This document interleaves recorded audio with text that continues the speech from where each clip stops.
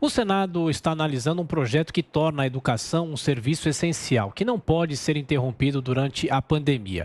Como os profissionais do setor estão avaliando a possibilidade de manter as atividades presenciais nesse período de avanço da Covid? Agora é o tema com a aqui a gente aborda agora com a Isabel Quintela, que é representante do movimento Escolas Abertas. Ela gentilmente nos atende. Tudo bem? Como vai? Muito obrigado mais uma vez por atender aqui a Jovem Pan. Bem-vinda. Bom dia, Thiago. Bom dia, Lívia. Obrigada pela oportunidade de vir aqui conversar com vocês. Aliás, desde o ano passado, quando começou a pandemia, se discute se volta ou se não volta. Tem uma guerra muito grande dentre os estados, as próprias cidades também. E agora o Senado impor uma possível reabertura. Os professores têm medo, muitos, de voltar às aulas. Como que o Legislativo interfere nessa questão? A senhora acha que é necessária essa interferência? Bom, vamos lá. Eu acho que essa questão que você estava falando, se volta, se não volta, a gente do movimento, a gente entende essa pergunta como uma pergunta errada, né? É claro que tem que voltar. Educação é uma atividade essencial, ela é essencial não só para as crianças, ela é essencial para a sociedade como um todo. A sociedade inteira sofre os efeitos da falta de educação, né? Da geração que vem aí. Então, a pergunta que a gente gosta de fazer não é se volta ou se não volta, é como volta, né? O que é necessário para a gente fazer para que as escolas possam voltar com segurança.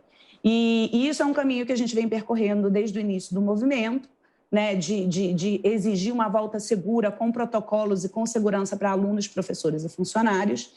E o que vem o Legislativo fazer agora, que a gente já tem no estado de São Paulo, e a importância dessa lei é que elas tendem a essencialidade da educação para o Brasil inteiro, é dizer que educação, enquanto atividade essencial, ela, em caso de uma pandemia como a gente está vivendo, ela deve ser a última a fechar, a primeira a reabrir. Para fechar, as escolas têm que ser fechadas com critérios científicos específicos e que justifiquem aquele fechamento, né? E a volta o fechamento tem que ser temporário e a volta dela também é uma volta criteriosa, com protocolos, com segurança para alunos, professores e funcionários. O que isso evita? Evita o que a gente viveu no ano passado, que foi uma absoluta inversão de valores, né? Um fechamento prolongado das escolas sem qualquer critério científico. Né? A gente viu abrir bares, restaurantes, academias e as escolas permaneceram fechadas. Né? Não foi feito, em muitos estados do Brasil, não existem protocolos de reabertura de escola. Então, o que essa lei vem a sanar é justamente essa situação que a gente viveu no ano passado, né? Um fechamento prolongado e sem critério das escolas.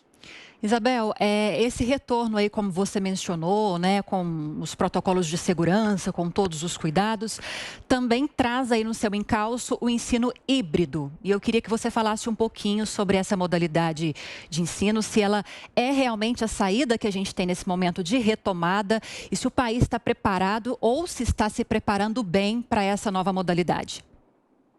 Bom, eu acho que nós defendemos que nada substitui o ensino presencial, né, Lívia?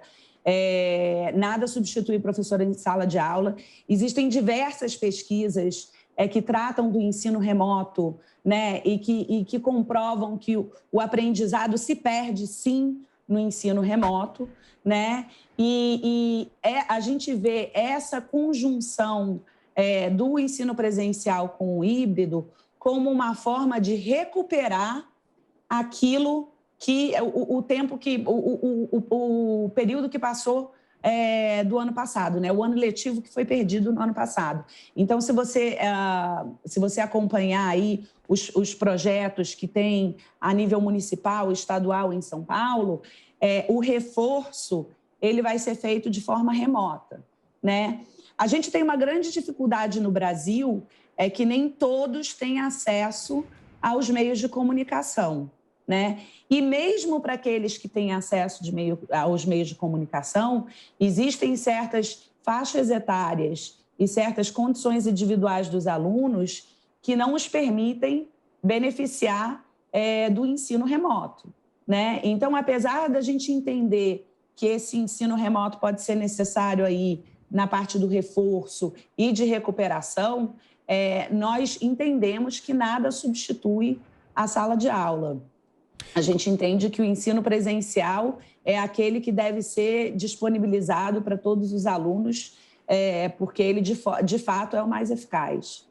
Bom, o ano passado foi um ano já praticamente perdido e esse ano, com a demora na vacinação, também deve ser um ano praticamente perdido, ou pelo menos esse primeiro semestre aqui do ano de 2021. Qual é o abismo educacional que o Brasil está entrando com pelo menos 2 anos sem um ensino adequado para todos os alunos? A senhora mesma falou sobre a falta de acesso à internet, nem todos têm, a situação é muito difícil. Qual é o abismo que o Brasil entra nessa situação? Bom, a gente já vivia, né, antes da pandemia, a gente tinha já uma discrepância grande entre as redes de ensino no Brasil, né, a rede pública e a rede privada. A gente acompanha aí, nos últimos 30 anos,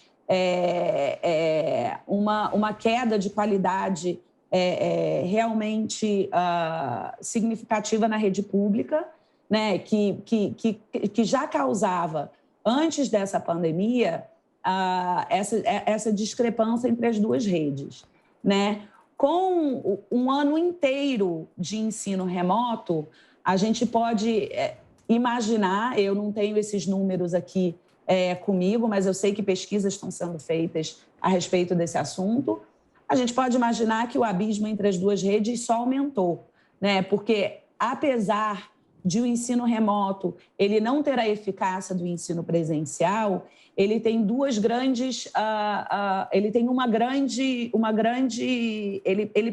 ele prestou um grande papel no ano passado, que foi manter o vínculo dessas crianças com a escola, né? Então, apesar do ensino remoto ele não ser o ideal, ele foi capaz, para aquelas crianças que tiveram acesso, de manter o vínculo dessas crianças com a escola, e isso é muito importante. A questão do abismo educacional, ela é só um passo para um problema ainda muito maior que a gente vai ter que enfrentar, que é o que eu digo que a sociedade inteira sofre com o fechamento das escolas. A desigualdade no Brasil, quando a gente avalia os índices de desigualdade no Brasil, você tem vários fatores, né? Você analisa educação, raça, sexo, origem, o local do Brasil onde aquele aluno nasceu. E a educação sozinha, ela é responsável por 50% da desigualdade brasileira. Se você pegar as outras métricas, como sexo, raça, localização, o Nordeste, Oeste, Sudeste, etc., eles são responsáveis de 8% a 10% desse cálculo. E a educação sozinha, ela é responsável por 50% da desigualdade brasileira.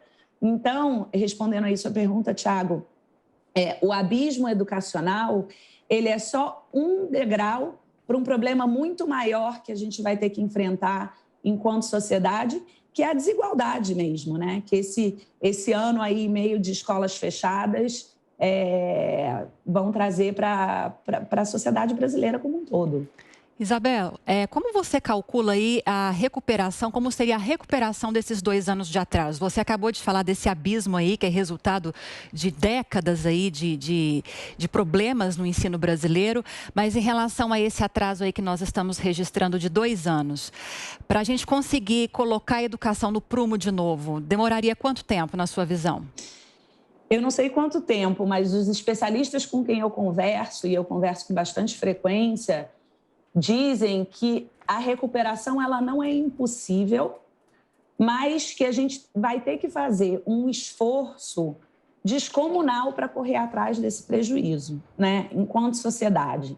A gente vai realmente, enquanto sociedade, ter que olhar a educação como essencial e exigir das autoridades que também tratem educação como essencial, né? A gente tem um dado numa das pesquisas que a gente vem feito, que só em São Paulo, só no estado de São Paulo, 1,8 milhões de crianças deixaram de ser alfabetizadas no ano de 2020. né? A alfabetização ocorre numa certa idade da vida da criança, não é por nenhum motivo, é porque é a idade onde a elasticidade do cérebro permite com que o aprendizado seja mais fácil, seja mais linear, ocorra de uma forma mais direta. E essas crianças perderam isso, né? Tem coisas aí que esses 2 anos de perda que a gente não consegue recuperar, né? A idade, a elasticidade do cérebro, desenvolvimento cognitivo, isso são coisas que não voltam atrás, né? O passar do tempo não volta atrás. Então, o esforço, enquanto sociedade, enquanto país, de realmente educar essas crianças, vai ter que ser uma questão prioritária. Ou a gente vai assumir isso como uma prioridade de política pública e de sociedade, ou então a gente não vai recuperar, né? Ao passo que a gente vinha caminhando antes da pandemia, eu acredito que a gente não conseguirá recuperar. E é por isso também que essa lei que foi aprovada na Câmara e que segue na semana que vem para o Senado, ela é tão importante porque, além da parte regulatória, ela traz a discussão, ela coloca, né, para a sociedade o quão a educação é essencial. Nós, enquanto sociedade, todos nós, enquanto sociedade, durante muito tempo, fechamos os olhos para os problemas da educação no Brasil, né? E a gente precisou da pandemia para colocar um holofote deste tamanho no que estava acontecendo na educação no Brasil e começar a ter que botar numa lei uma coisa que é tão óbvia, de que a educação é essencial, né? E que as escolas não podem ficar fechadas.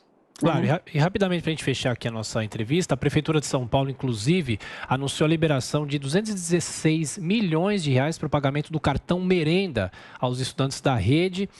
E é um valor referente aos 3 próximos meses de maio, junho e julho, e um valor que vai ser pago aos beneficiários mensalmente. E há também, então, essa consequência nutricional, porque muitos alunos vão para a escola só para almoçar ou para ter o almoço disponível e outras refeições, não é?